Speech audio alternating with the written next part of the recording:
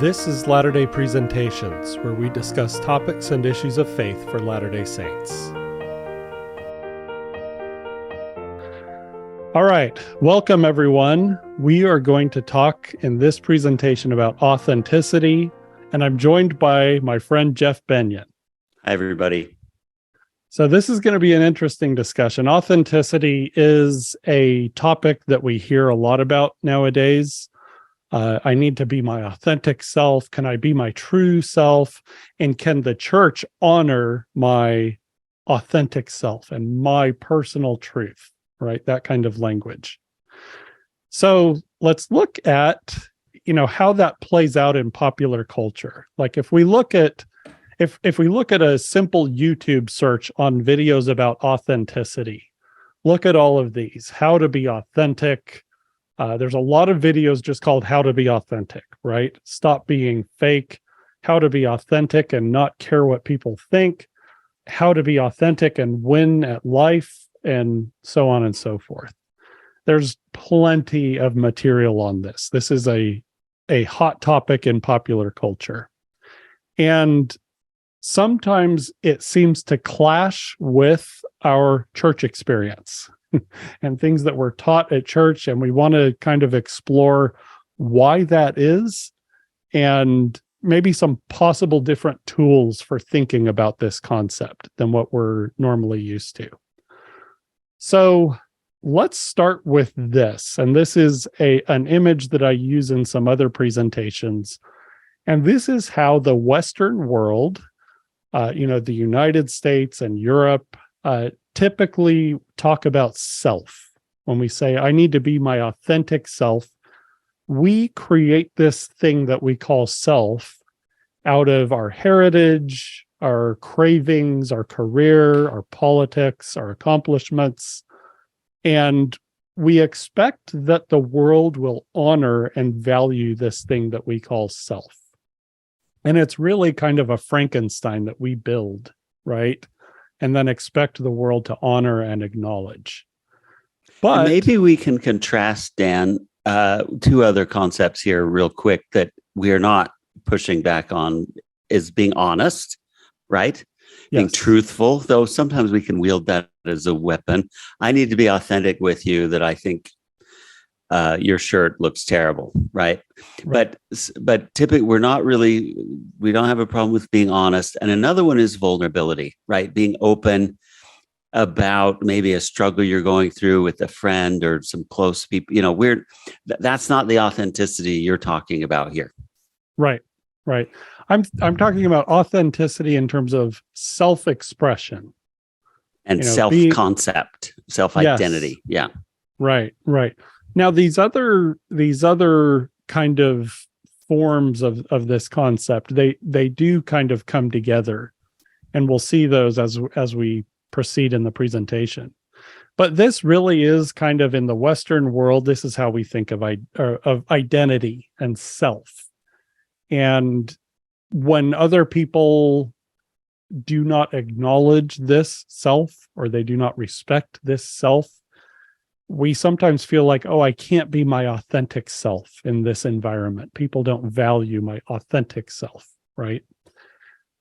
In the gospel, however, we have kind of a different view of self. We understand that we lived as spirit intelligences long before any of these mortal experiences of heritage or career or accomplishments, all of these things that we bring together and call our authentic self. We also have an understanding that after this life and after the experiences of this life, we're going to continue to live long after we have held this heritage, long after we've held these political opinions, and again, all of these things that we sometimes consider our authentic self, right? So you can sort of see with these competing understandings of what a self is, you can see why the restored gospel is going to clash with popular cultural notions of self and authenticity. Right? And let's point out, too, that this is a uniquely developed country Western idea. Yes. I remember that when I did some study abroad in Mexico, and when I went down there, I had a woman that we lived with that took care of us and fed us meals. And first question she asked me was, "Tell me about your family." And so their concept of authenticity and identity is related to your connections, right? And what you're with. We have a uniquely individualistic concept of identity here. It was like she couldn't know me or understand me until she understood my family. Right. And you see that in a lot of cultures, and in Eastern world, there's some different ones, but anyway, it's interesting. Yeah. And speaking to that, the Eastern world, people who have a Buddhist upbringing look at this notion of identity that we hold in the West, and they think it's ridiculous. And frankly, they have a point. Buddhists say none of these things are self. That's what the Buddha taught. He said all of these things, they are not self. And when you form identity out of these things, you increase your suffering in life. And he's right. The Western world, the more people create identity out of those things and need that identity to be validated and defended and honored, we have these mental health issues that arise from that, and just our inability to connect with other people as a result. It's an artificial problem that creates friction and clashes between us and the people around us. Artificial with very real consequences. Absolutely. Yep. So I want to talk about a false dilemma that we often face in Western society. And we are given a fairly simple message, and it is that we are individuals that have an authentic self, our own truth, my personal truth, and basically the object of our lives and the goal of our lives is to get other people to honor our authentic truth, our personal truth. There's a phrase that describes this, and it's called expressive individualism. And the whole idea of expressive individualism is we need to express our authentic self. Our community might have a problem with that. And if it does, then we need to reform our community so that they honor our authentic self. All the responsibility is on the community. Absolutely. Absolutely. It's external to us. The problem is out there. It's with other people, not me. And right? They need to change. Yeah, they're right. the ones that have to change. Yep. And this is in contrast with the story of the gospel, where our central problem isn't us not being validated by our community. It's alienation from God through sin. And then the goal is reconciliation with God through Christ and living the fruits and gifts of the Spirit. That's the gospel story, in contrast with expressive individualism. Now, I took these two diagrams from Jeff Thane's talk at Fair a couple of years ago, which is magnificent, and I highly recommend it, and I have a link here to it. And I agree. So, Siskel and Ebert, 2 thumbs up. It's yes, great. It's very, very good. So when we hear this language about our authentic self and needing the community to validate that authentic self, that is a cultural current called expressive individualism. Now, we are conditioned to think in terms of expressive individualism by our Western culture, especially Disney movies. Okay.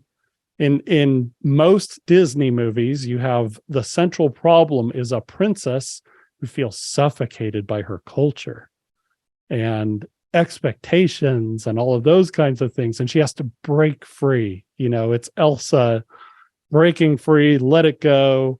I don't care what other people think. They're going to have to just deal with me as I am, living my truth, right? That's a story. And as we go forward, I do want to make it clear that it's not that story is 100% false. Right. There is some validity to it. And And as we proceed, we'll talk about what is that validity and what's a healthier way of thinking about it. So our self, when we talk about things that we think and feel, my personal truth, those are a product of a lot of things: our culture, our worldview, our life experiences, our wiring, right? And our assumptions about the world, our definitions of things, our reasoning skills, and so on and so forth.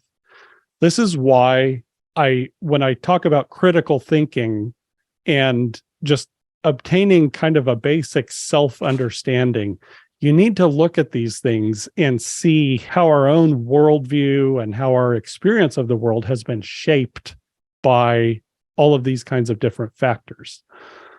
So, but what we are told, though, is that we have, this authentic self. And if we are not able to give expression to it, and if our community won't honor it, then we're basically like a volcano that's about to explode. And that's a miserable place to be. And we are repressed. That's the word, I'm so repressed by my community and its norms and expectations. And man, as soon as I leave this community, it's going to be like a volcano that explodes, right? So when we talk about young people who leave the nest and run wild in college and so forth, and go on a rebellious streak, we call it sowing our wild oats or whatever.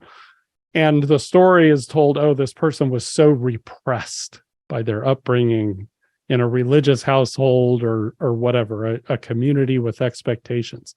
And finally, they're free to be themselves. So this begs the question, is that the only choice? Is it authenticity or repression? Because that is how it's presented to us in modern Western society, right?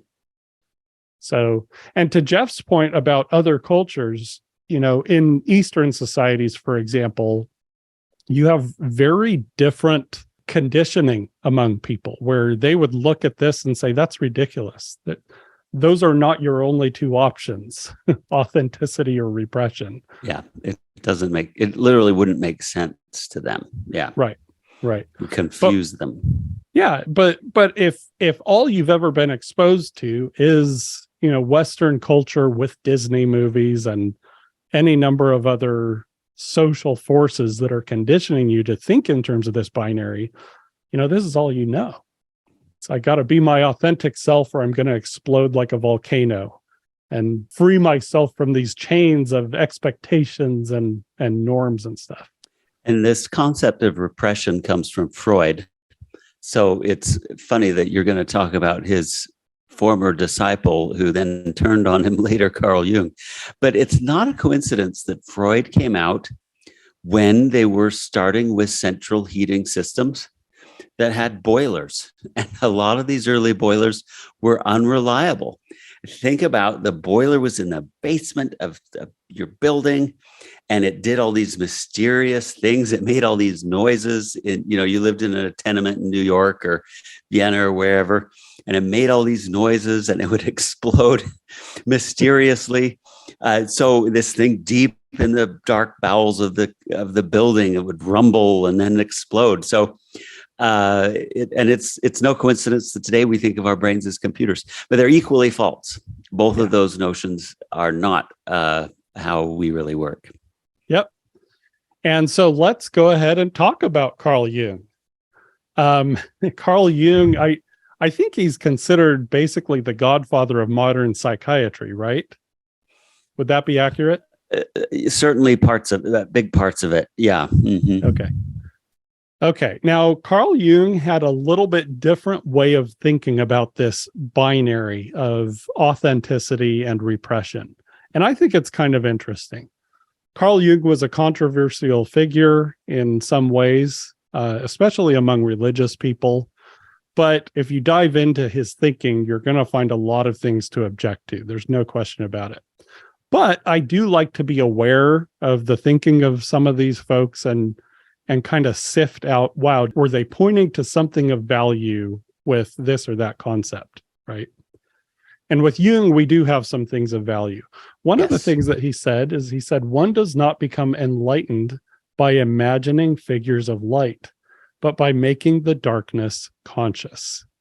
So think of the volcano or the boiler deep in the basement of the building, right? There's this kind of unknown, deep set of tendencies and yearnings and desires that we sometimes ignore or paper over because we don't want to deal with them, right? And Jung, he talked about these as our shadow. He said there's a thing called a persona, and this is what we project to the world to show the world that we have it all together, that we're presentable, that we are, we're capable of living in society and functioning well. And so this is especially in the workplace. We want to present ourselves as, I'm the person who has it all together. I'm reliable. I'm trusted. You can turn to me, right? So we project a persona.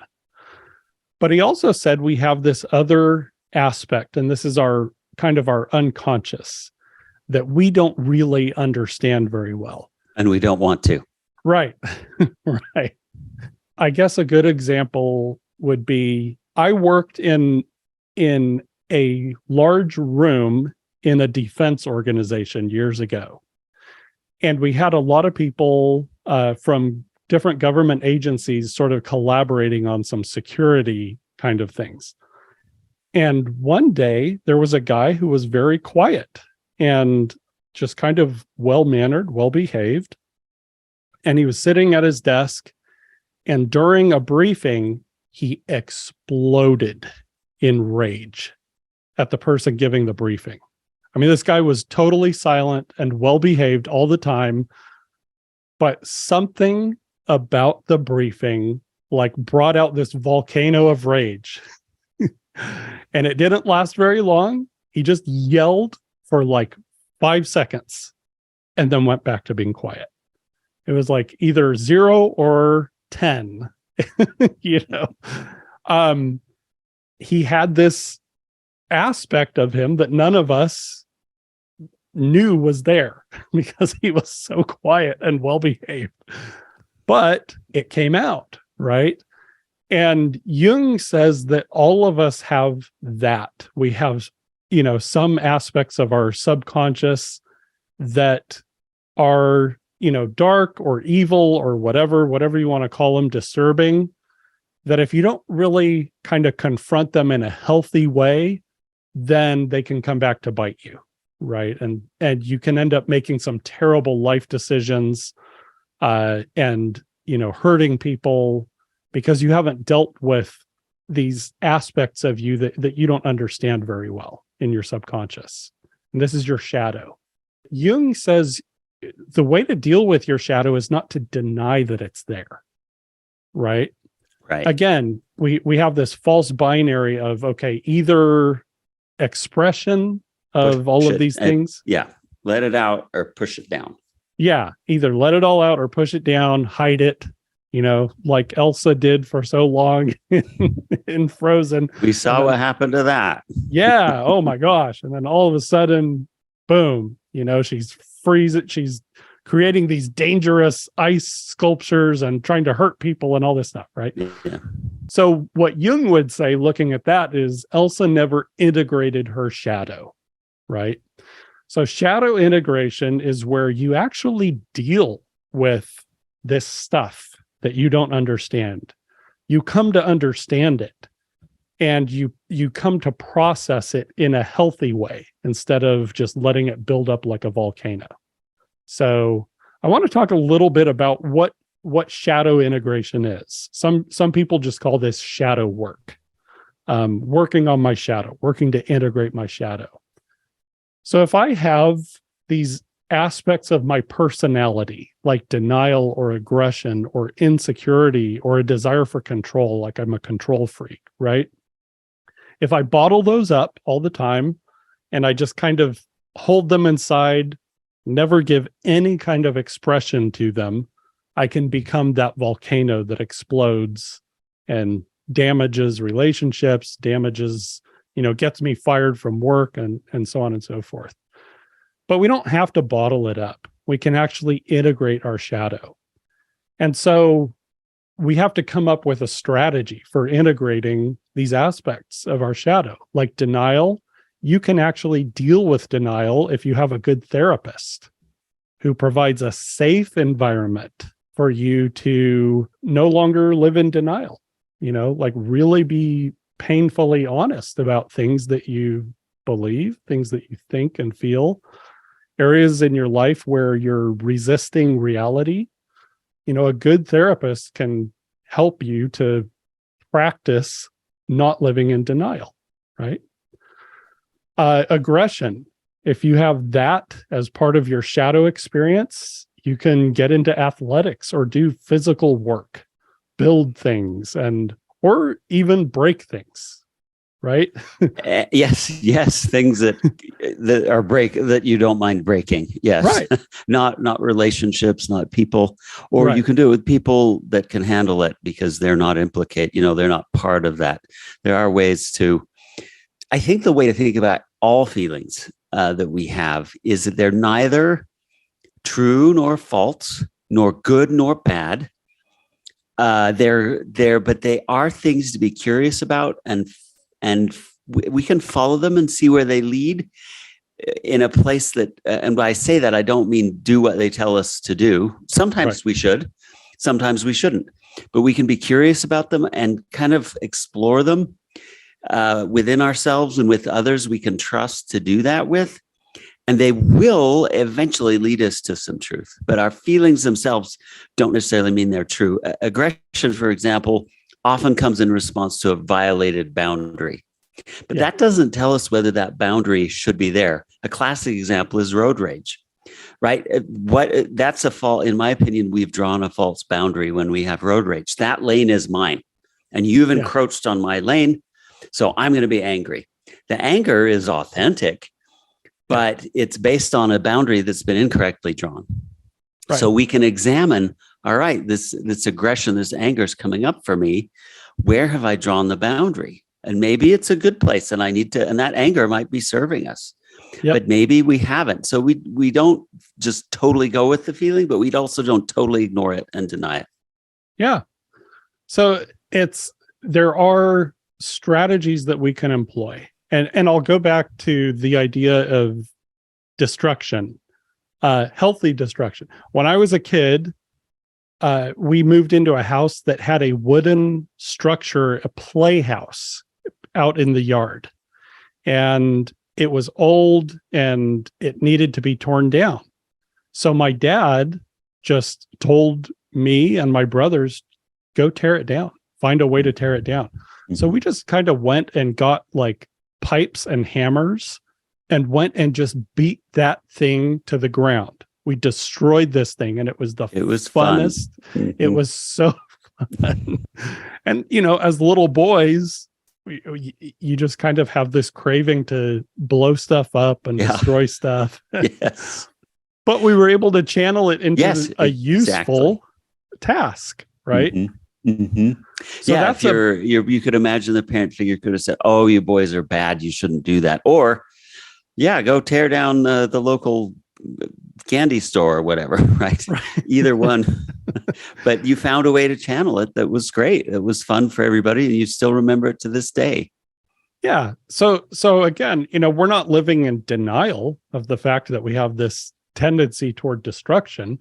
It's just, okay, where do we channel that in a way that's useful? Can we channel it into a helpful task somehow? Right? So we're not repressed, right? Yeah.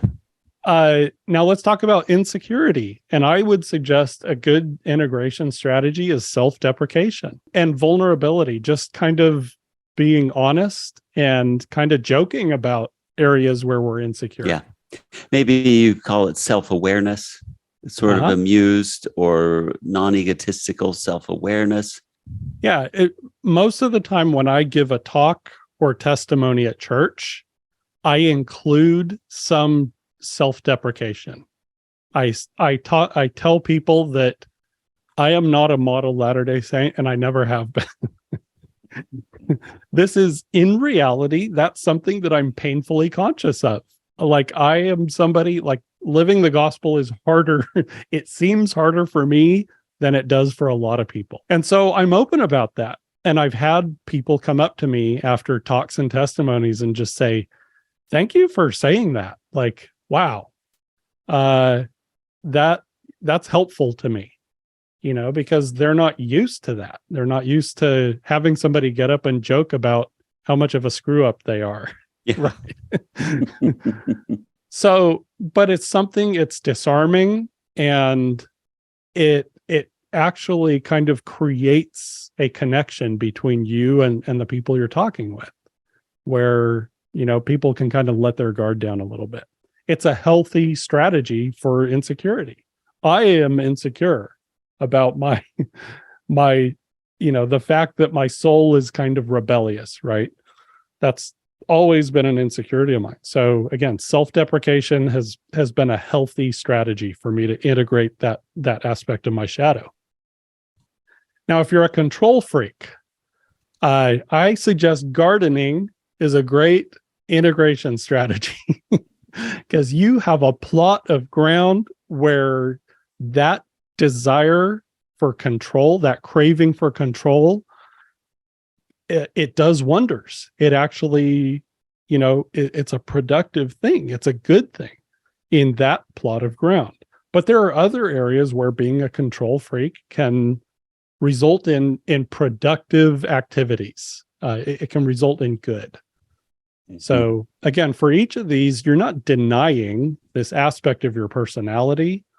You're not denying these things that cause you difficulty in life that you don't really understand. You're actually channeling them into useful things. So that is Jung's framework. It's not denial and repression versus, full self-expression. It's, you have this shadow and this persona. Can you integrate the shadow? Can you do things that are actually healthy expressions of what you might consider to be dark sides of your personality, right? Yeah. Okay. So I want to read this quote from Thomas Keating, and he's a Catholic contemplative teacher. I love, a lot of his teachings, and he addresses some of these things. So he says, everybody is culturally conditioned to some degree. Even the greatest saints only reach a certain degree of freedom from cultural over-identification. That over-identification is challenged in centering prayer. We spend the first part of our lives finding a role, becoming a mother or father, a professor, a doctor, a minister, a soldier, a business person, an artisan, or whatever. Okay, now I'm going to pause here. Think about what we just said about a persona, a public persona that we project to the world.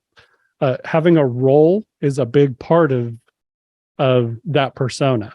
And he says, the paradox is that we can never fully fulfill our role until we are ready to let it go. Whoever we think we are not. We have to find that out. And the best way to do so, or at least the most painless way, is through the process that we call the spiritual journey.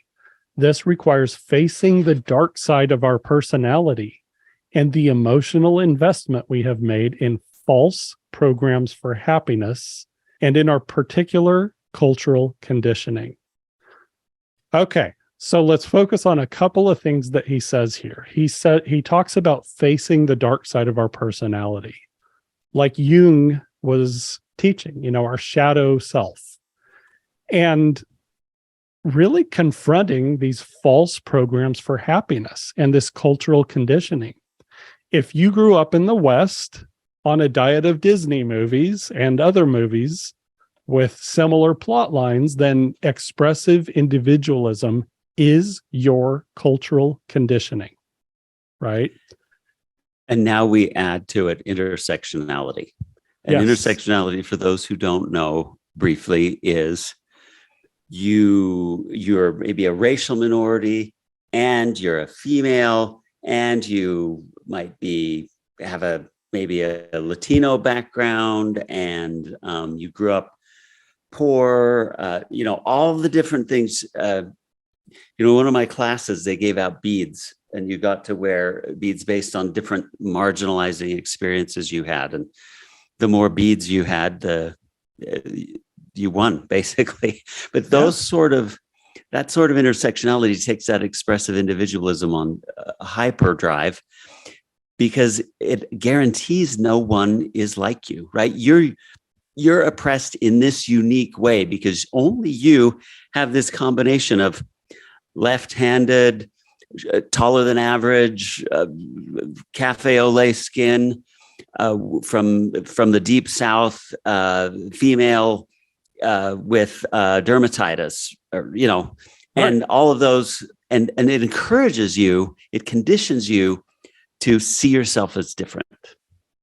Yep. And the community needs to validate and honor that difference. Every single one of them. Yes. And it's impossible to do. So we set people up for failure. Yep.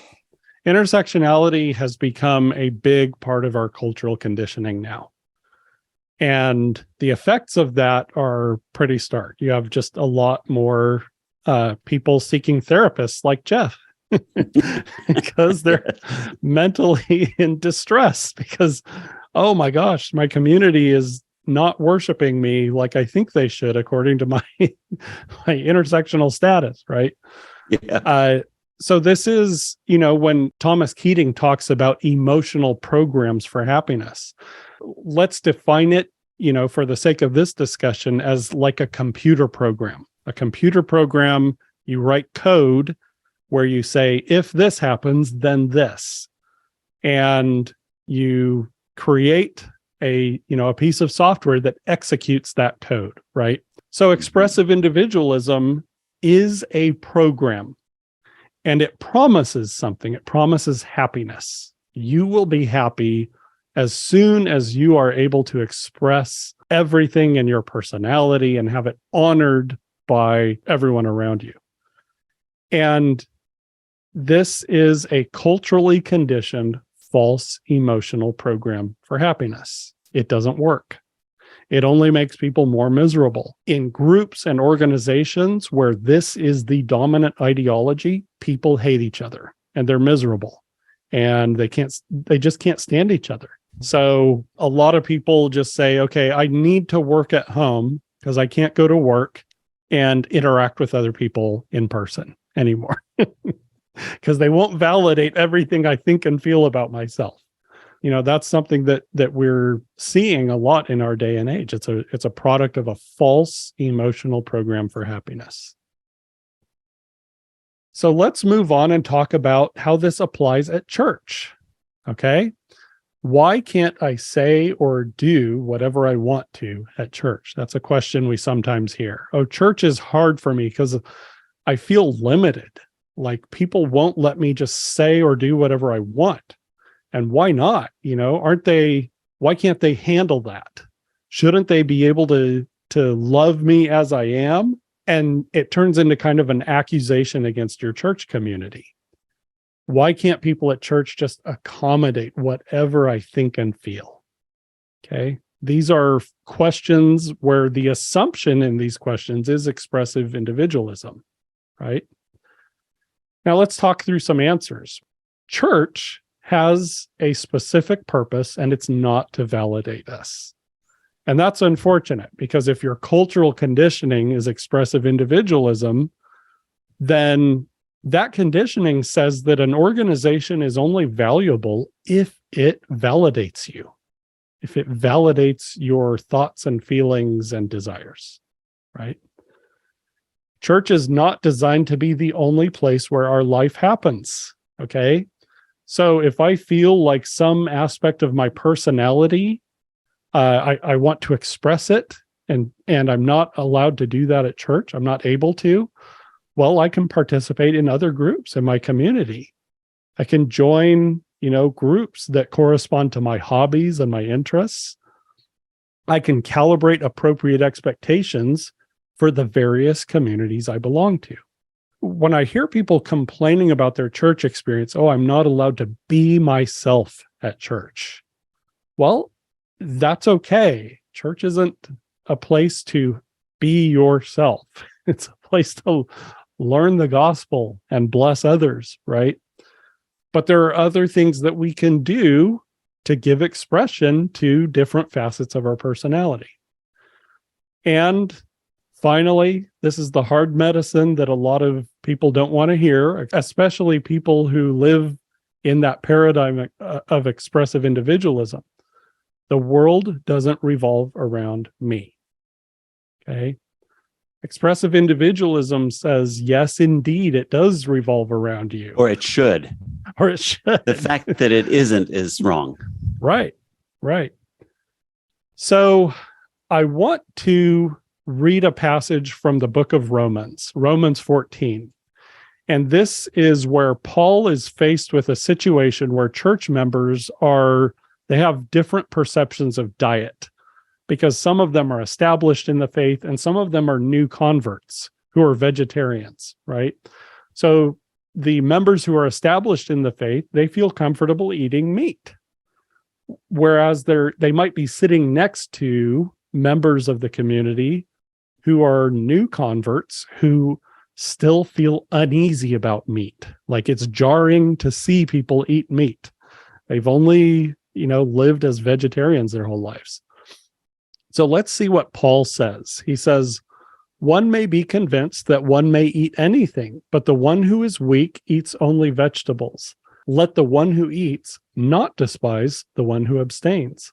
Let the one who abstains not pass judgment on the one who eats, for God has welcomed him. Who are you to sit in judgment on the servant of another? Before his own master he stands or falls, and stand he will, for the master is able to make him stand. One person regards one day as more important than another, yet another regards every day as the same. Each one, however, should be fully convinced of this in his own mind. The one who observes a set day observes it for the Lord, and the one who eats for the Lord, for he gives thanks to God. The one who abstains for the Lord and also gives thanks to God. Yet none of us lives for himself, and none of us dies for himself. If we live for the Lord, and if we die for the Lord. So whether we live or die, we belong to the Lord. What Paul is doing here is he's talking about varieties of perceptions in the church. People have kind of different patterns of living, different perceptions about, different holy days and traditions and these kinds of things. There's a diversity in the community that he's talking to, and he's trying to teach people some principles about how to navigate that diversity. He says, so let us no longer pass judgment on one another. Make rather this decision, never to put a stumbling block or an obstacle in your brother's way. As one who is in the Lord Jesus, I know and am convinced that nothing is unclean in itself. But for the one who considers something to be unclean, that becomes so for him. If your brother is indeed distressed because of what you eat, you are no longer conducting yourself in love. Let not the food you eat bring ruin to such a one for whom Christ died. Do not let what is good for you be reviled as evil. For the kingdom of God is not eating and drinking, but uprightness, peace, and joy in the Holy Spirit. Anyone who serves Christ in this way is pleasing to God and esteemed among human beings. Okay, this is the opposite of expressive individualism, what he's teaching here. It does still allow individualism, though. Yeah, there absolutely is, again, variety of perceptions, variety of experiences. Priorities, interests. Yes. But he's saying it's subordinated to, it's subordinated to principles, right? So he's saying, if I eat meat, what do I do if I'm among a group of new converts in the church who don't eat meat and might cause them discomfort and cause them to stumble? Do I, repress my desire for meat and bottle it up and feel like I'm oppressed by these people around me because they would be disturbed at me eating meat? Paul says, if that's where you are, you're not walking in love. You're not walking charitably, right? He's saying there are other principles to consider. He says, let us then pursue what makes for peace and for mutual edification. Do not demolish the work of God for the sake of food. All things are indeed clean, but it is wrong for a human being to eat something that creates a stumbling block for another. Okay, let's pause here. He's saying there's nothing wrong with someone eating meat. But if it creates a stumbling block in the faith for another person, then it's sinful, right? He says it is better not to eat meat or drink wine or do anything that causes your brother to trip, to stumble, or to be weakened. The conviction that you have, keep to yourself before God. So if I have this conviction that it's okay to eat meat, he's saying, you know what? Keep that to yourself. If you go to church and you do this thing, which is okay, but it causes other people to stumble in the faith, that's not okay. All of a sudden. And let's all remember, in the second paragraph there, let's all remember why we're doing all this, right? There's the church and we have our lives outside of the church, but even outside, it all is for the Lord. We all want to be more deeply and fully converted to the gospel. And that is kind of totalizing. But if you're eating meat, if you're gardening, if you're doing whatever you're mountain climbing, rock climbing, quilting, you're doing it for the Lord and bringing glory to him and glory to his kingdom, and not for yourself, even though it does bring you joy, and bless you that it brings you joy. It's all subordinated to the Lord. And if we have that priority, we can get along. And if we don't, it's going to be a cacophony instead of a symphony. Yeah. And in our day and age, eating meat is not, a point of controversy among our congregations. Mm-hmm. But what about our politics? Right. That's certainly a point of controversy. And there's nothing wrong with me feeling strongly about my politics. But if I bring that to church and cause another person to stumble and have a bad experience at church because I feel a need to voice, a strong political opinion that I have, right? Paul is saying there's nothing wrong with holding that opinion, but keep it to yourself when you're among a community, because we need to pursue what makes for peace and for mutual edification. So it's not a matter of, I need to repress myself. He's saying there's just a higher principle that governs our interactions as a community, as a church community, right? So that's Romans 14. I love it. It's one of my favorite passages in the New Testament, but it's challenging. This definitely goes against our culture. There's no question about it. Yeah. So I also want to add to that and kind of reinforce what I said a little bit earlier. Church should not be your whole world. Okay. If I go to church and I expect that all of my yearnings, whether social or emotional or creative or intellectual and recreational, all of those need to be met and satisfied with my church experience and my church community, I'm going to be disappointed, right? If I have these facets of my personality and I feel a strong desire to give expression to them, I don't have to see church as the only venue for that. When we look to our church participation to fulfill every dimension of our life experiences, we end up frustrated and disappointed. Okay? Ideally, we have other places and communities where we can express the various elements of our personalities. We shouldn't go to church and say, I feel repressed because I can't play in a rock band during sacrament meeting. Start a rock band outside of church, right? If that's part of your personality, go for it, just not at church. You can do it. You won't be oppressed. But that goes for, if I'm really artistic and my church community doesn't value that very much. Okay, I'll join a community outside of church that does. and develop friendships outside of church. That's part of just being a healthy, well-rounded individual. So, okay. And our closing slide, Jeff, I would like you to explain these concepts to us. What are poesis? Is that how you say it? Uh-huh. Poesis And mimesis. Mimesis. So this credit goes to Carl Trueman. And the poesis is the sort of romantic, I mean romantic in the sense of romanticism, that we started getting in the late 1700s, early 1800s, that everything was about your emotions and how you felt and getting in touch with them. It's about your feelings. So the image here is a slightly distressed person looking in the mirror, right? It's about an internal excavation. Through introspection, through these things, we can become our true selves. And we even weaponize maxims that didn't mean what they meant to us, like "to thine own self be true," which comes from Polonius and Hamlet.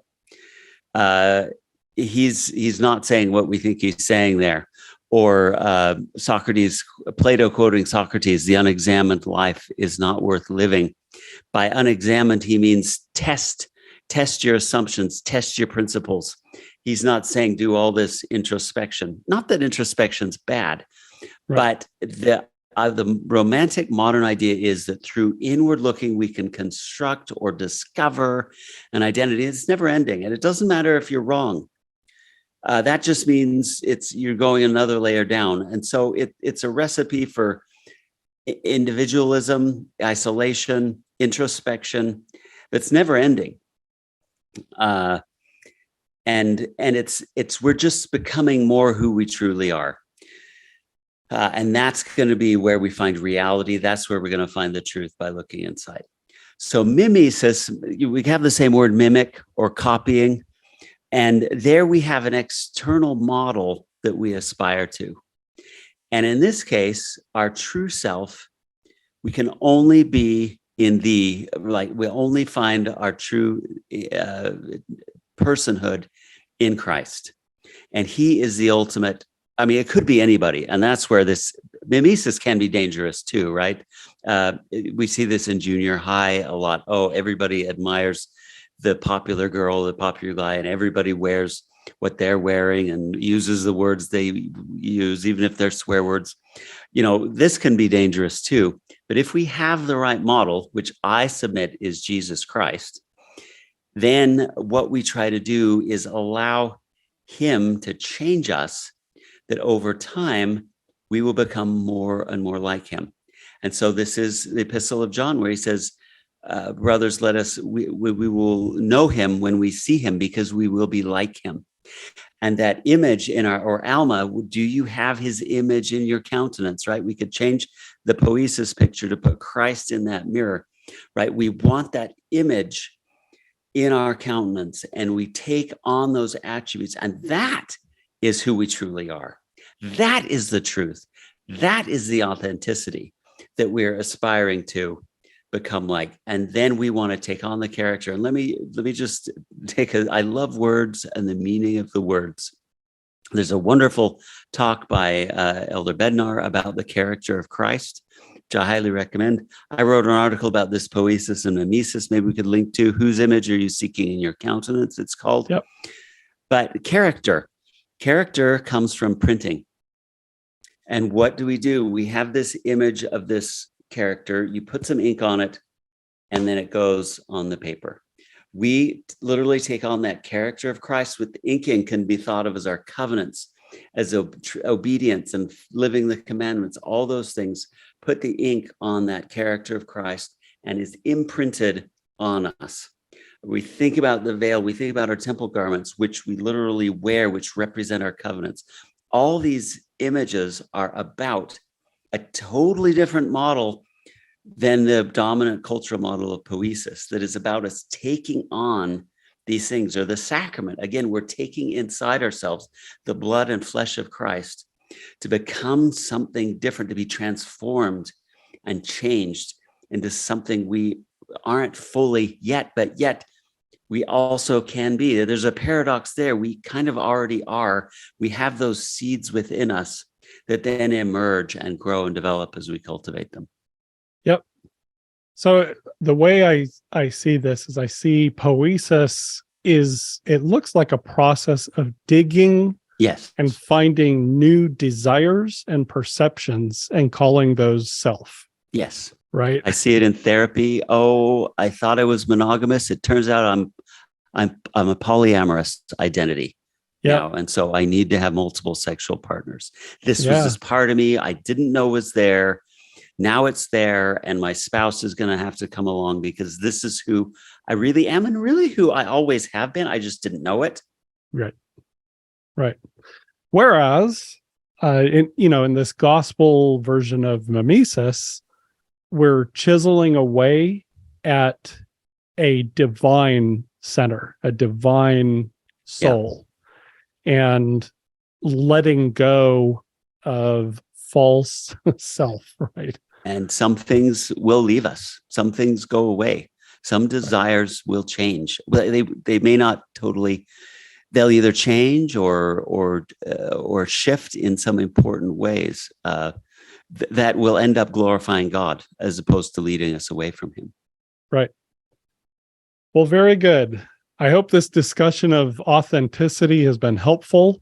And I hope you can see, again, the contrast between these gospel principles around authenticity and the ones that we receive from popular culture. Popular culture in the West, I should specify. Yeah. These are really core assumptions that have a lot to do with our happiness and our ability to relate to others and experience human connection. So, any final thoughts, Jeff? Paul has so much on this, right? Ye are washed, ye are renewed. Be ye not, this one. I think this is Romans 11 or 12. Be ye not conformed to the world, but be ye transformed.